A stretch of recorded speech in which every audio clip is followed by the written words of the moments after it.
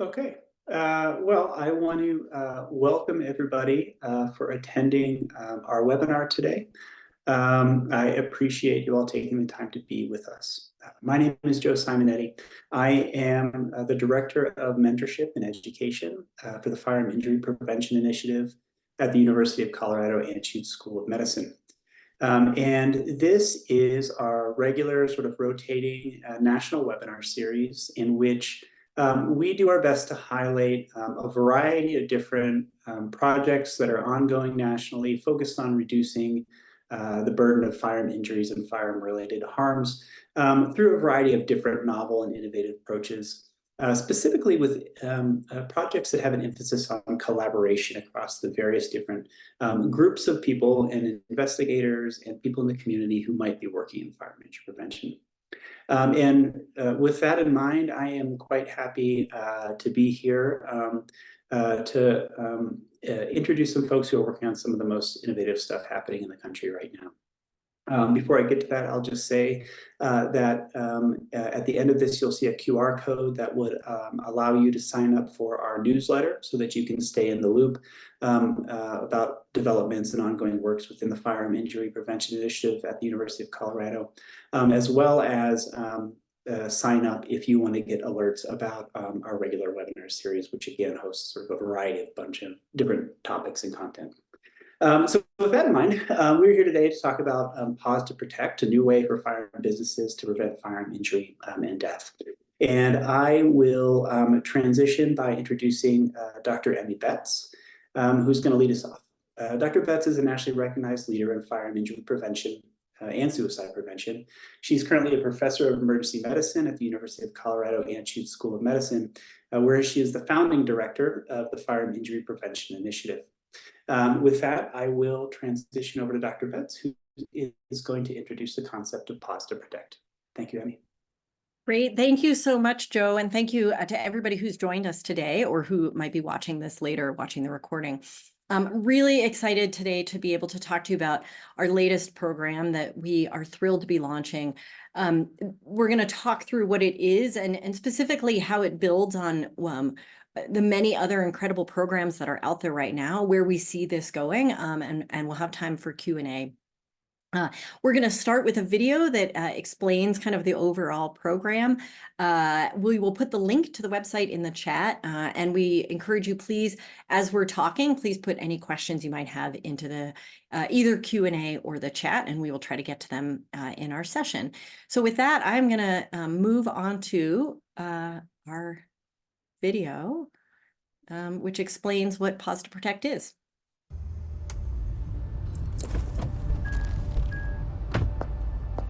I opened my store about 9 years ago. I still love coming to work every day. But I don't just work here. I'm part of this community, and it's become part of me. It can be hard to talk about, but most of us have our share of stories about firearm misuse, from theft to injuries, even suicide loss. To know that my business can play a role to help protect our firearms and our community, it wasn't a question of why, but how. The resources from Pause to Protect make it easy for me and my staff to engage with firearm owners about the importance and options for secure storage. Members of our community have different reasons and preferences for storage. Someone's family might be growing, or maybe a service member or veteran is struggling. But most of us agree that as responsible firearm owners, we should prevent unauthorized access. Which means our businesses and the people that are part of them, associates, instructors, gunsmiths, we can literally be the difference between life and death. Not a lot of small businesses can say that. Our communities support us every day. Why wouldn't we take this step to help protect them?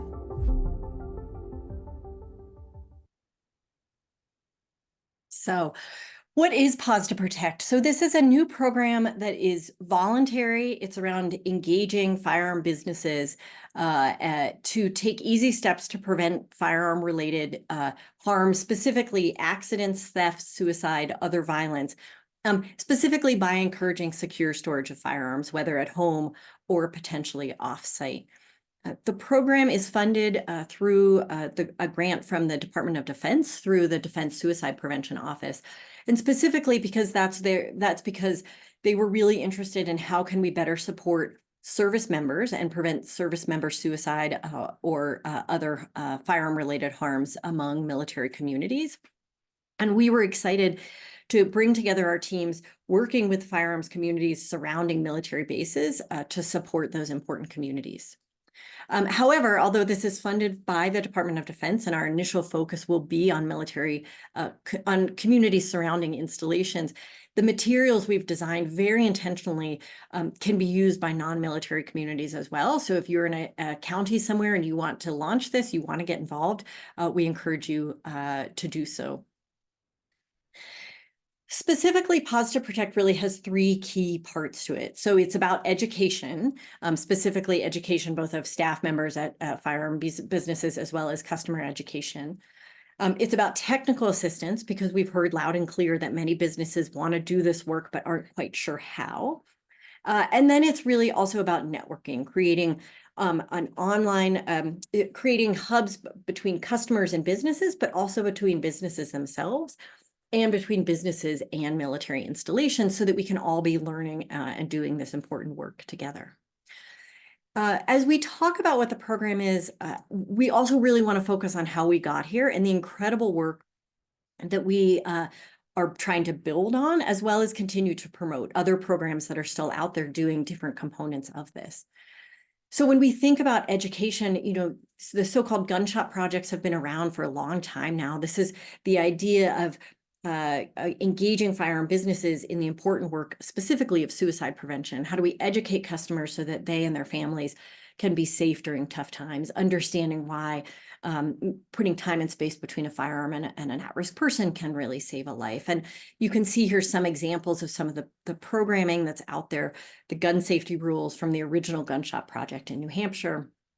Walk the Talk America is a phenomenal organization that's doing a lot of work to break down stigmas around mental health and help-seeking behavior among firearm owners, as well as training of clinicians. You can see some messaging from the Navy. There's similar messaging for other military branches around why secure storage can help prevent suicide. And on the bottom, a program out of Washington State, again, training, education specifically for firearm businesses on how they and their staff can help save lives. And so there are a lot of great programs out there, including some others not shown here, like the Overwatch Project, the NSSF and AFSP programming, including with the VA, getting materials out there that are really focused on education of both the retailers and the customers. Pause to Protect seeks to build on those materials as well as link to existing programs. But we also wanted to provide some of the technical assistance for businesses, you know, some of the how-tos, the templates for how to do this specific work, as well as provide the actual materials to locations. Pause to Protect also incorporates firearm storage mapping and the concept of voluntary temporary firearm storage. As many of you may know, over the past years, there's been a growing interest in this idea of out-of-home storage. We were very proud in Colorado to have the first statewide map showing locations of either businesses or law enforcement agencies willing to temporarily store firearms for customers. You can see in the map, since then, a number of other states have published statewide maps. Again, these are really kind of like a directory for customers to find businesses where they might be able to use that service, whether it's for suicide prevention or other reasons. I also want to shout out to Hold My Guns, which is an organization that also promotes secure storage, voluntary storage at firearm businesses, but with a more hands-on model than what some of the state mapping has been.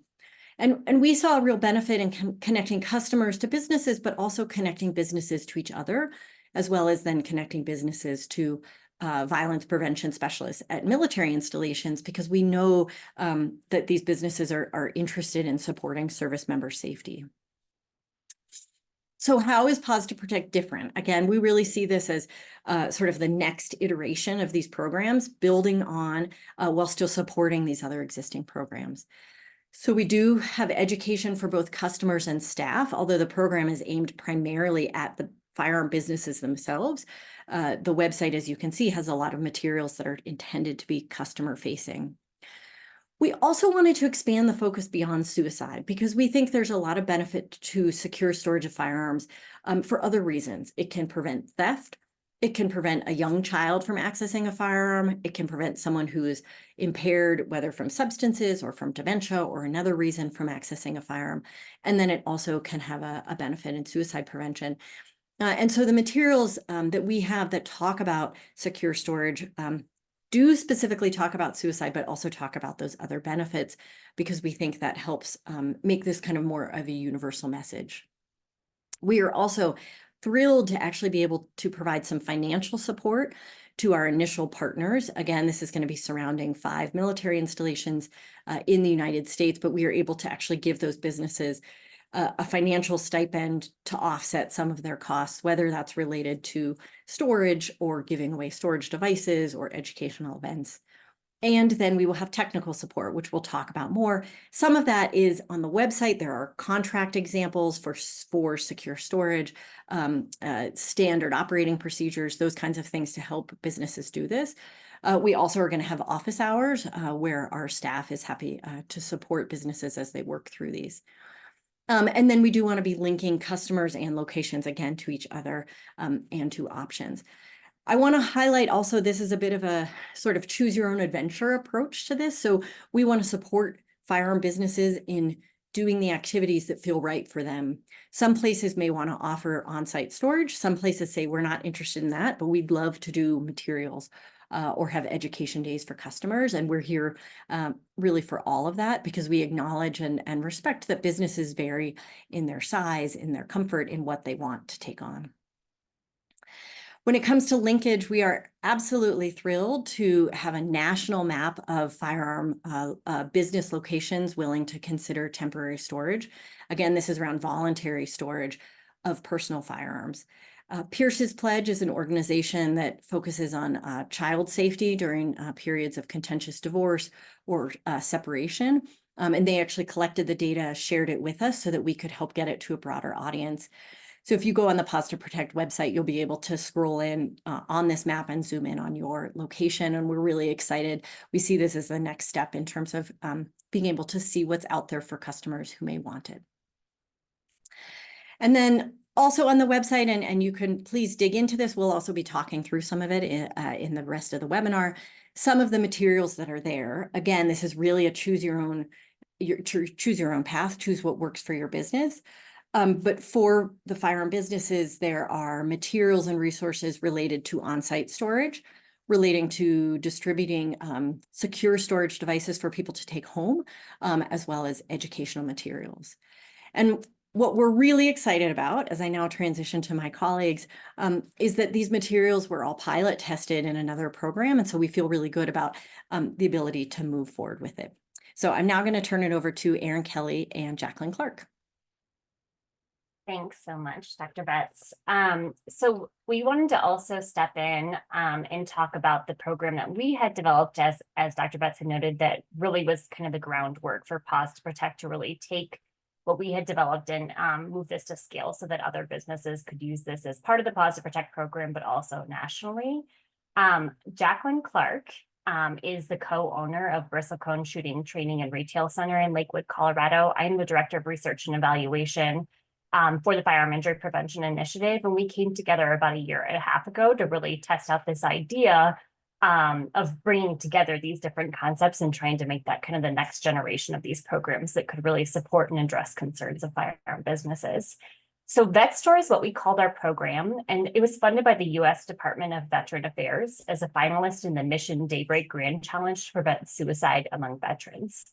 VetStore allowed us to test the concept of providing multiple ways that a firearm business could promote secure firearm storage and their commitment to their customers and community safety. So we were able to test the idea of those different concepts of providing education or providing on-site storage of firearms. Providing on-site storage of firearms to their community and distributing storage devices for in-home use, all those different pieces. We also explicitly expanded the focus beyond just firearm suicide prevention to focus more broadly on that universal message about the importance of secure firearm storage to prevent firearm-related harms that included accidental shootings, violence, and theft as well. So Pause to Protect, as Dr. Betts had noted, allows us to bring the vet stored concept to scale, so resources and technical assistance are available to firearm businesses nationally. I'm going to let my colleague Jacqueline talk about her experience with really running that store. And again, this is the same concept that Pause to Protect uses locally in the Bristlecone setting. I think we might just be having some challenges of getting her on video. Apologies. Yes, so I'm hoping the host can unlock my video, but hopefully everybody can hear me. My name is Jacqueline Clark, and like Aaron mentioned, I'm the co-owner of Bristlecone Shooting Training and Retail Center in Lakewood, Colorado. So we're a indoor shooting range, a firearms retailer and training center with about a 20,000 square foot facility. We've been open since 2015. I'm also one of the 2 firearms industry partnership coordinators with Pause to Protect. So I'm very excited to be involved formally in this initiative. Aaron's correct. We've been piloting many of the concepts, all of the concepts that we're using in Pause to Protect through Vet Store at Bristlecone since November of, I guess it's been a year and a half now. So quite some time. And we've been able to uncover a lot of challenges and work through many issues with our staff, try things, some of them worked, some of them didn't. And we've come out with a set of materials that I think are very well fine-tuned and ready to be introduced with this Pause to Protect initiative. Bristlecone has, there we go. Hello, everyone. It's nice to hopefully have a visual. But Aaron asked me to talk a little bit about what Vet Store has meant to Bristlecone, my facility, over the years that we've been testing these programs. And we've been involved in a less formal way with injury and suicide prevention since we opened. But being involved with Vet Store and testing materials that eventually are being used by Pause to Protect, it's really given us a feeling like we're able to make a difference on a local level. Suicide and firearms injury, it's such a large problem, it's such a national problem, but being able to do things at a local level to make a difference means a lot. To me, it means a lot to my staff, and it means a lot to the community, knowing that you're helping people every day. Speaking of staff, another thing that was a surprise that I didn't anticipate, but it's been a great benefit to our facility, is that running the Vet Store program at Bristlecone has given our employees a new sense of engagement with their job. So in a world where, different generations have different importance that they place on their job, operating with a program like this at Bristlecone has really allowed our staff to feel like they are making a difference, like they're involved with an organization that cares about their community and that they can take steps to help people on a regular basis. It makes them proud. It makes them more engaged. It's also given us a much deeper connection to our community. Through this program, we've garnered a number of brand and program ambassadors that get so excited about it. They ask to be the ones to take materials out into the community and beat the drum for us, which is amazing. So it's brought us some new customers. It's been good for the business as well as for the connection to the community. It's brought us some brand ambassadors. And I think also, to kind of close that thought, these days where small businesses, mom and pop, brick and mortars, hopefully are not going to be a thing of the past, but we certainly compete with online retailers and less personal ways to do business. I feel strongly that customers look to do business in person with companies that they like, that they think are good community partners. And so, being able to have Vet Store visible in our brick and mortar has been very beneficial for business.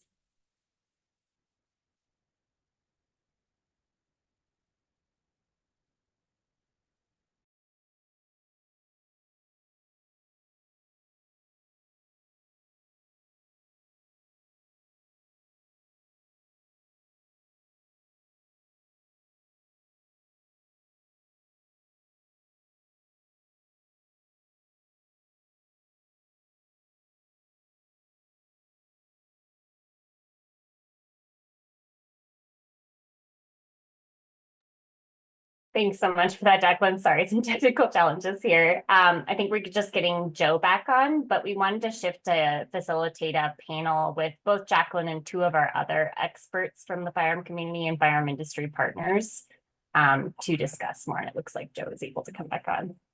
Hi, Thanks, sorry, all. folks. Just a little audio. I don't have video, but I did have a little audio issue there, but I am back. Thank you, Annie, Erin, and Jacqueline for that initial presentation. That's a fantastic overview of Pause to Protect, what it offers, and also where it came from. I appreciate sort of Emmy's comments about how the Gunshot Project has been around for quite a while, and this is just sort of the next iteration in what is a really important and expanding line of work. So with this, I want to transition to maybe a question and answer session. We have a lot of attendees today. And I know we get a lot of offline comments about this, so now might be a good time to sort of have a dialogue about that. If we have video capabilities, I want to invite both Jaren and Matt to jump on to video and audio.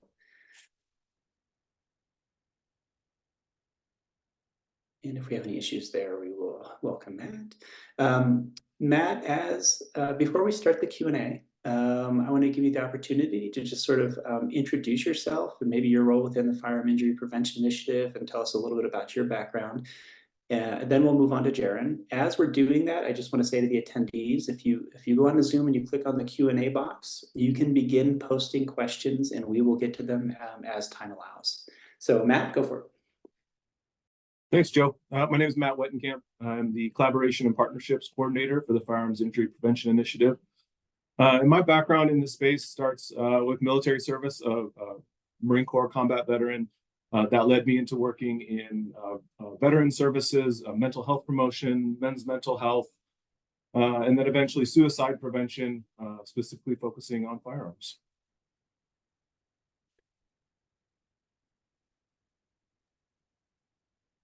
Thanks, Matt. And Jaren, could you introduce yourself and give us a little bit about your role and your background? Absolutely. Good day, everyone. Good afternoon. My name is Jaren Clark. I'm the second half of the Firearm Industry Partnerships Coordination team, and I work alongside Jacqueline. And I'm privileged to say that our work is so meaningful and so unique, and it's really an awesome opportunity for us to be engaged with the firearms community members at large and advocate for 2A members nationally. And I come to the CU Anschutz team by way of an extensive background in firearms, by way of my familiarity with Walk the Talk America. Also a short stint with the team over at CU Boulder, knocking out a role with taking stock of the Gunshot Project. And so for quite some time now, I've been very intimately involved in the firearms community, and I now have the privilege of working with this remarkable team, again, doing some very remarkable work and trailblazing in its own right. And so super excited to have you all join us today. Great. Jaren, Jacqueline, Matt, thank you for joining. Thank you for your work and your introductions. As people are posting questions in the Q&A box, and I said I'll get to them if time allows, I do want to ask a couple of things that I think come up often in the various iterations of this is how does this actually align with business values, right? I don't think we typically think of retail settings, whether it's related to firearms or something else, as a place that should be thinking about public health or injury prevention or health promotion. How do those two sort of collide with one another? How do they work together? Joe, I'll take this first question for the panel. I think they align in many ways that people don't traditionally think about. But the first one I'm going to talk about is probably the biggest one. Firearms retailers, ranges, businesses within the firearms industry have a responsibility to the community to provide resources to help the misuse of what we sell.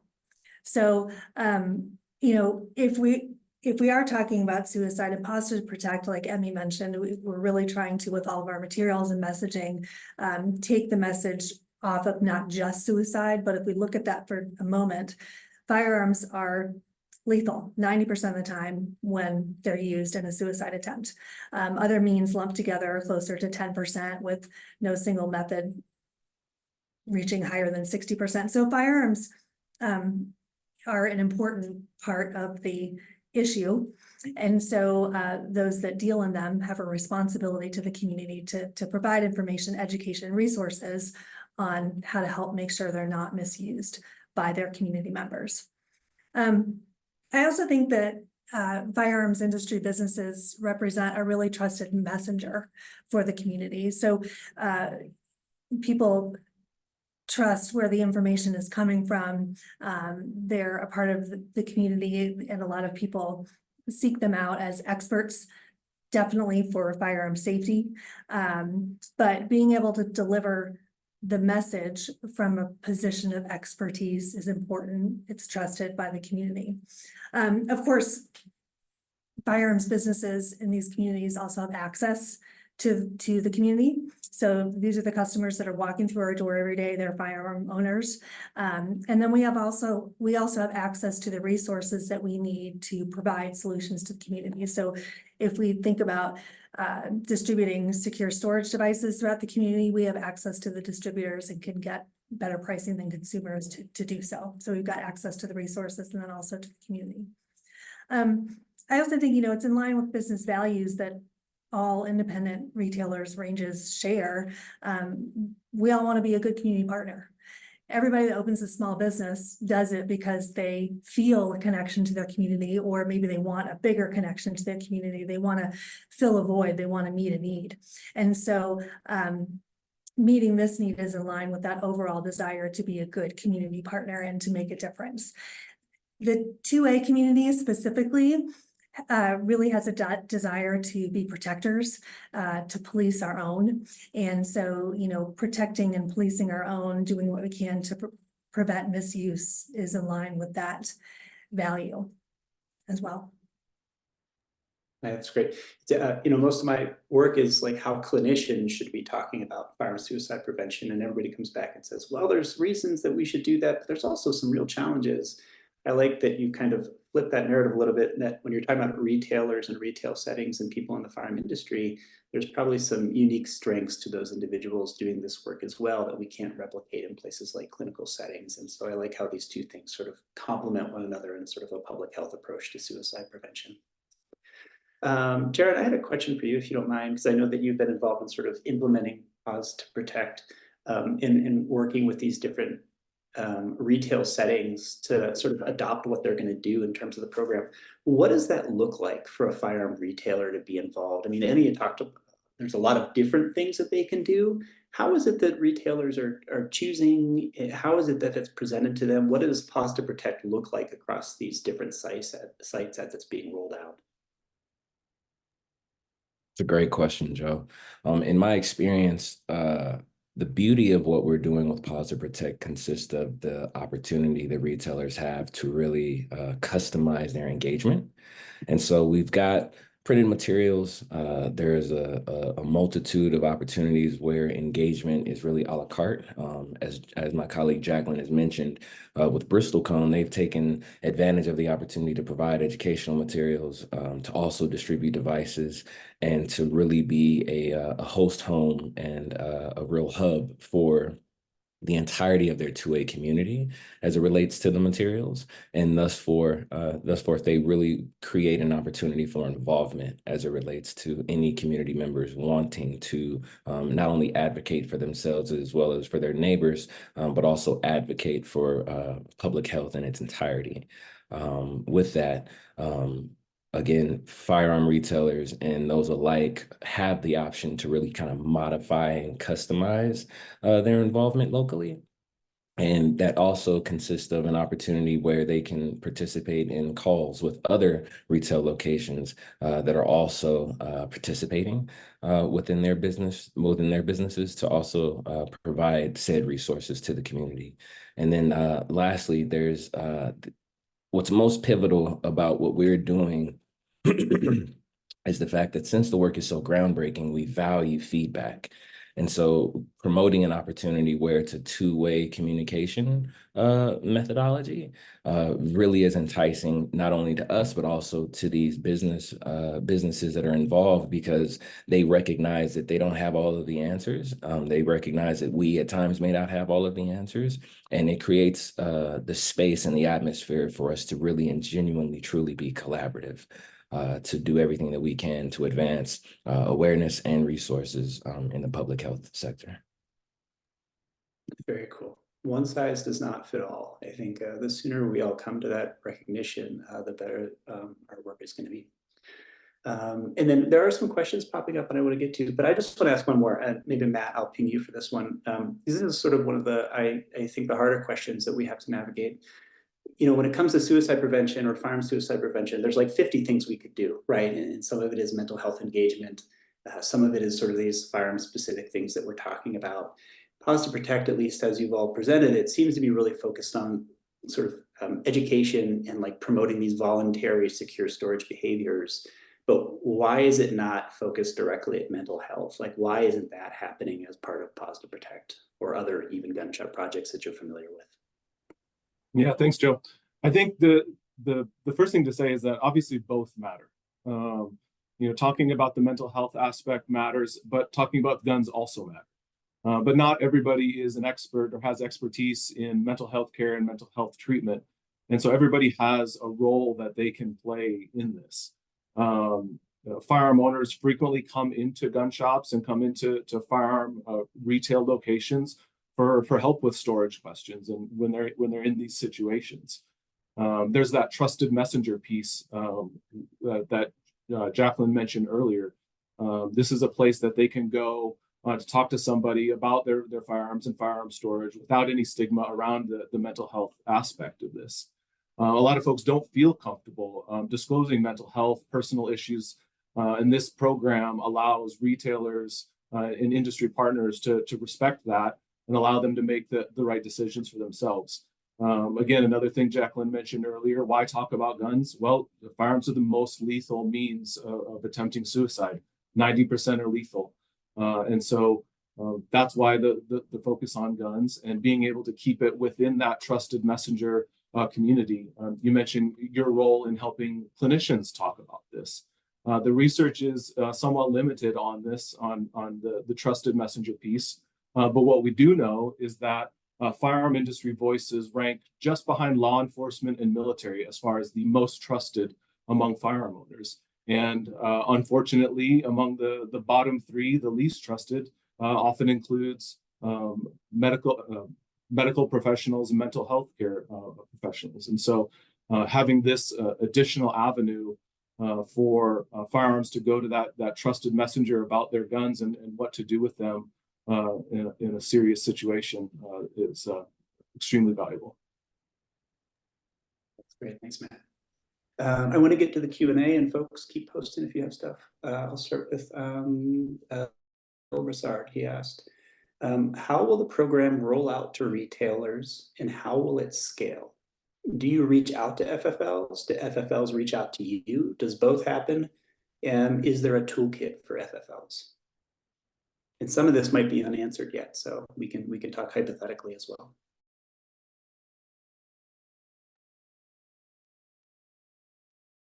Thanks, Joe. I can start to answer that one. It will happen in all of those ways that the question was phrased. Emmy mentioned at the beginning of the webinar that there are a certain number of funded partner spots available through Pause to Protect, but that the resources are available for anybody in the firearms industry to utilize and implement in their communities. So for the funded spots that are available with Pause to Protect, my job and Jaren's job as the firearm industry partnership coordinators is to do outreach and try to connect with potential partners surrounding the 5 military installations that will be associated with the program. Beyond that, anyone in the firearm industry, any retailers, rangers can use the information and the resources that are on the website. So on the website, there's all kinds of opportunities for them to download standard operating procedures, example contracts, guidance, compliance information that we've developed, tracking sheets, direction for the front of house staff on how to implement these programs, and those are there for anyone to use. We also then will provide support to the businesses that are participating through the office hours that were mentioned earlier in the webinar. So we're hosting twice a month office hours that are free for people to attend, where Jaron, Matt, and myself are there waiting to answer questions and open up a dialogue about how to create these programs at individual locations and to answer questions. Great, thank you. And this is somewhat related from an anonymous commenter.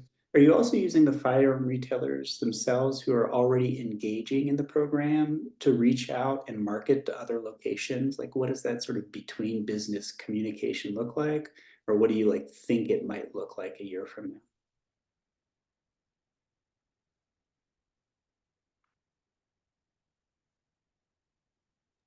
I'll take that question, Joe. So as it relates to our ability to engage firearm retailers, primarily we're focused on firearm retailers that are within a specific vicinity to the military installations that we'll be working with and focused on. And the opportunity that we're creating there is for us to ensure that they've got immediate engagement amongst themselves. And so something that we'll be rolling out as we enroll and engage with more firearm retailers is the opportunity for us to have somewhat of a think tank opportunity, similar to our office hours, where we're engaged with members of the public, and any member of the community who's engaged or curious about what we're doing is more than welcome kind of to walk into the door of those open office hours of sorts. We'll have a similar opportunity for our firearm retail partners to simply jump on the line and have an intentional conversation amongst themselves about what's working. Methodologies, as Jacqueline has made reference to, consist of a very intentional script or template of sorts to help firearm retailer staff members engage with members of the community. And so to really provide the appropriate atmosphere and environment for our firearm retailers to collaborate intentionally and to have those conversations, we'll be ensuring that we forward them those direct lines of communications regularly throughout the year. Great. Thanks, Sharon. And Emmy and Aaron, if you want to join us as well, there's probably some questions in here that are related to some of your expertise as well. One in particular for you, Emmy. There's a question about red flag laws. Probably most of the audience is familiar with these. Red flag laws, also known more formally as extreme risk protection orders, are civil orders which can, through a judicial ruling, mean that an individual who's an imminent risk either to themselves or others is banned from possessing or acquiring firearms. And there's a lot of questions in terms of like how these laws may be interacting with firearm retail locations, and particularly a project like this. And one of the comments is, how does Pause to Protect differ from the state red flag laws in relation to on-site safe storage? Meaning, can a family member who's concerned, for example, bring their spouse's firearm to Pause to Protect safe storage sites? Yeah, Joe, thanks. And thanks to the person who put that question in. We really want to emphasize Pause to Protect is about voluntary options. So it's voluntary on the part of the firearm business in terms of what services they do or don't provide to customers.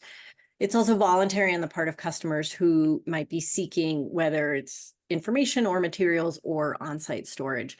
So it's really distinct from the extreme risk order or red flag approaches. You know, in some states, for whether it's for domestic violence or for an extreme risk protection order, some firearm businesses do then store the firearms in those cases, but that's really not what we're doing here. It's all about voluntary. In terms of the question of a family member and what they can do, so Pause to Protect is also voluntary in that it supports businesses in developing their own protocols and procedures. So businesses may vary in terms of which firearms they will accept under what circumstances. if they know that it's a spouse's weapon, for example, or if, you know, it's not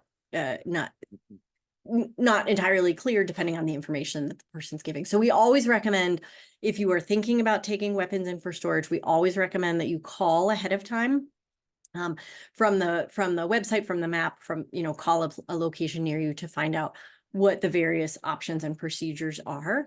And we certainly encourage families, friends of someone who may be at risk of suicide or going through a rough time, certainly encourage them to think about all of their options depending on what their state requirements are. You know, in some states, for example, a family member can hold on to someone's guns for a certain period of time without background checks and things. So I'm not trying to not get too far into the weeds, but do really want to emphasize that this program is around voluntary action, around supporting people in finding options near them that hopefully will work for their situations, and in encouraging businesses to do the things that feel right for them. Thank you, Amy.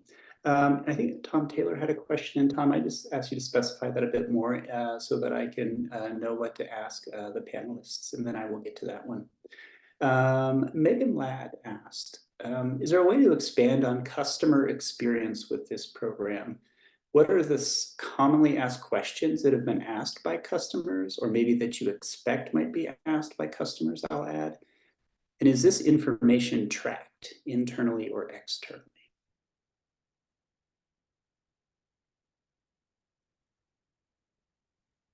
Aaron, do you want to answer that question? How do we expand on customer experience? What questions might they have, and are we tracking this stuff? So I think Jacqueline can speak to this as well, because this actually gets to business procedures more than anything. So the answer is that we in the case of Vetstore, where we tested this initially, we only tracked essentially what devices were going out, just as part of kind of the sales protocol. So there was a pretty simplistic piece of this, but no other information is tracked, which Jacqueline could speak to. And then I'll let her talk to the experience with customers. And I think it kind of gets back to what Matt said too, of there's not a whole lot of interaction with customers about private experiences or anything like that, but that's intentional, right? So the idea is to just make this a safe space for them to get a device for whatever reason, for them to provide their firearm for that on-site storage, both voluntarily and temporarily, of course. Like, so just to really kind of emphasize those points as well, but Jacqueline can talk a little bit more. Sure. Thank you, Aaron and Joe. Yes, I can give a number of examples of customer questions and interactions that we've had through the Vetstore program, but the overall sentiment is the same as what Aaron is mentioning. We don't, because we're trying to remove stigma surrounding secure storage and taking these devices or storing firearms at a facility, we really coach our staff not to ask a lot of questions when somebody is coming in. Customers do from time to time offer why they want to store firearms, and many times it's not for all the reasons that we've been really focused on here today. There's not many examples of somebody coming in and saying, I'm in a state of mental crisis and I need to store my firearms. It's more pedestrian reasons, I guess, for lack of a better term. You know, the grandkids are coming into town and somebody doesn't have a safe place to store firearms for 3 months, or somebody's being deployed, going on an extended vacation, somebody's got a new roommate. Or who knows, maybe those are the reasons they're offering, but really there might be something else at play. But we don't ask a lot of questions because we don't want to associate stigma with these people that are choosing to store firearms. A lot of their questions are very general and focused on logistics. They of course want to know, you know, if they're taking a device that we're giving away for free, are there any strings attached?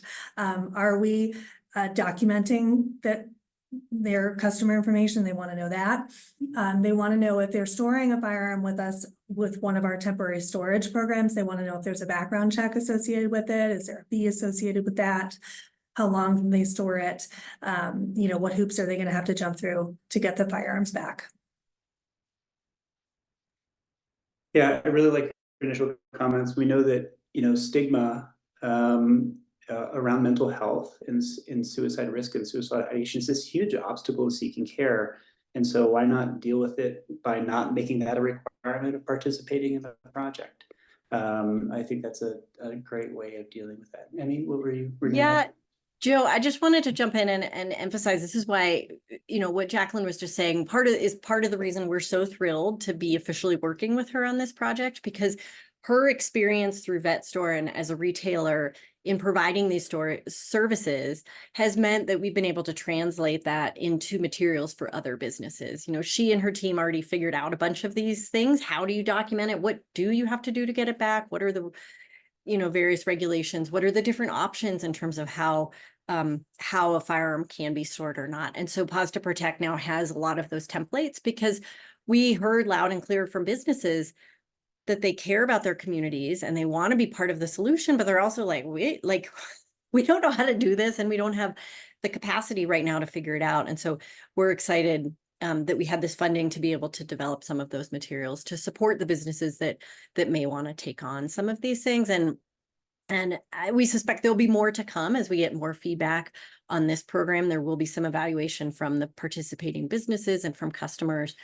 And so we hope we can kind of keep building out those materials to, again, just make it easy for places to participate. And one of the things I've learned from Jacqueline and others is that people are showing up in retail settings and asking for help. And so it's not like we're just creating a program without a demand for it. I also want to get to a couple other questions here while we have time. When we do interviews with folks about their thoughts about programs like this, oftentimes they'll say, yeah, I kind of like that idea. But then there's always this pause, and they say, but I want to know about getting my firearm back. It is almost, without fail, the one question that folks have before they participate in a voluntary program about offsite storage. Taking your firearm out of your home is obviously not a small thing for most people to do. So I'm going to translate Tom Taylor's, I think, really thoughtful question into sort of that. So what happens when a customer shows up and says, am I going to be able to get my guns back if I store them at your facility? What would you say in that circumstance, Jacqueline? I would say it depends on how you're storing the firearm with us. There's a couple different options for temporary storage that are available through Pause to Protect and that we have piloted at Bristlecone. There are lockers where the facility does not have access to the lockers. The customer comes in, they rent a locker, they get the only set of keys. And per the ATF guidance that came out this past summer about having lockers at a facility, there does not need to be a background check to return it. So the customer has the only access to those firearms. They're not put on the dealer's acquisition and disposition book, and therefore there doesn't need to be a background check to return it. If they're storing a firearm with a dealer who doesn't have a set of lockers, then they do need to complete a Form 4473 and a background check to get it back. So then the question is, as long as you feel comfortable with that process, absolutely, you can come and get it back when you are ready. So it really depends. But I think, storing firearms with a dealer is a little bit more of a known process. And that's, again, part of that trusted messenger piece of all of this than it is storing a firearm with local law enforcement, or another place that might not have a set of procedures to facilitate that process. So, somebody comes in and needs to use that service, we can articulate, okay, here are the steps that you need to go through and you need to be able to complete in order to store the firearm here and then to get it back, versus directing them, to law enforcement, for example, that is not in the business of storing guns and might not have a procedure. It becomes a little murkier on the back end for the customer about how they'll get it back. Okay, thank you. Jaron, I have a question for you. Jacqueline had referenced office hours, like the sort of technical assistance aspect of what Pause Protect is hosting. And that sort of aligns a little bit with Tate Stadley's question. I hope I got the pronunciation correct there. Will there be a way for participants in Pause to Protect to communicate with each other or share information on what works best for retailers or spaces that participate? I'll leave it at that. Is there a way that the program, the retail sites themselves are going to be able to communicate and share best practices going forward? Absolutely. Great question, Tate.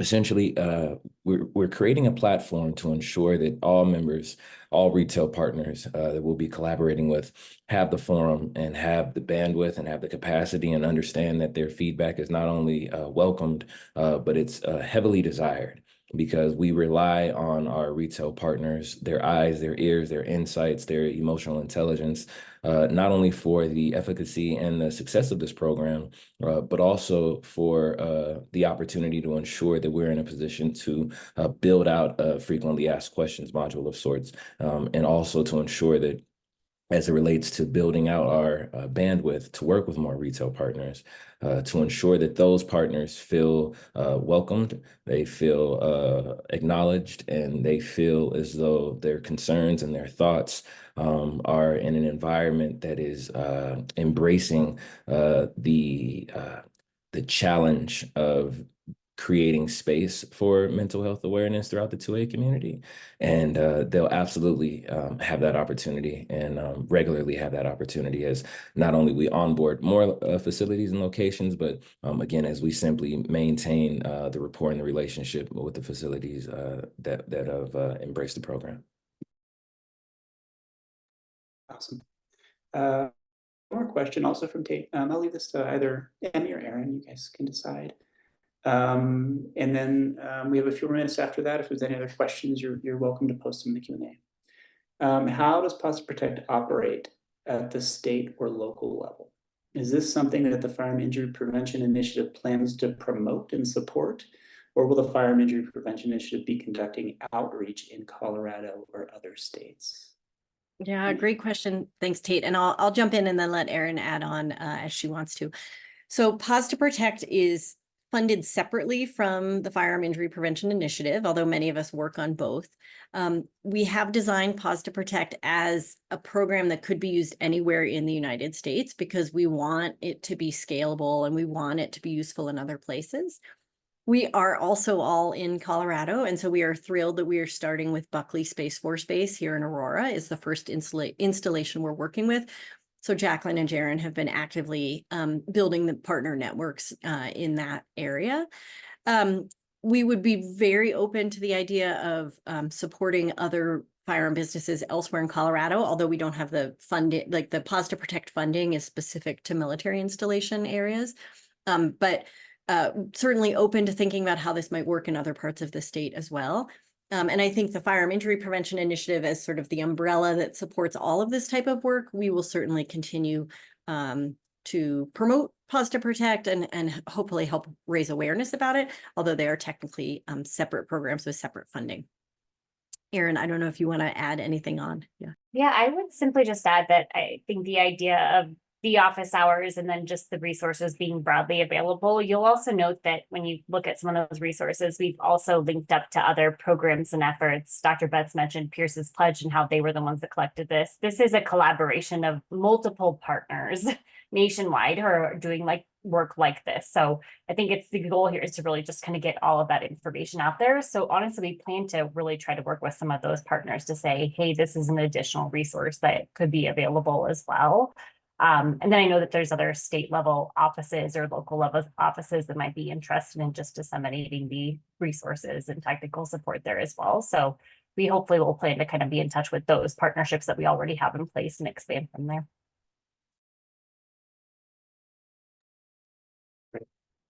Okay, so with that, I think that is a wrap. I appreciate everybody attending today. Thank you to our panelists and our presenters for a great overview of this line of work and Pause to Protect. I just want to draw attention to two things. In the chat box, you will see a link to the office hours that Jaron and Jacqueline had mentioned. You can sign up for a time slot or reach out to us individually if you want to learn more about the program, or if you're a retailer who wants to learn more about the program. There's also a second link in the chat box to subscribe for both our email updates, which will also sort of link you into our webinars, as will the QR code on the screen right now. We'll leave that up for just a few seconds before we end the webinar. Thank you once again for attending today.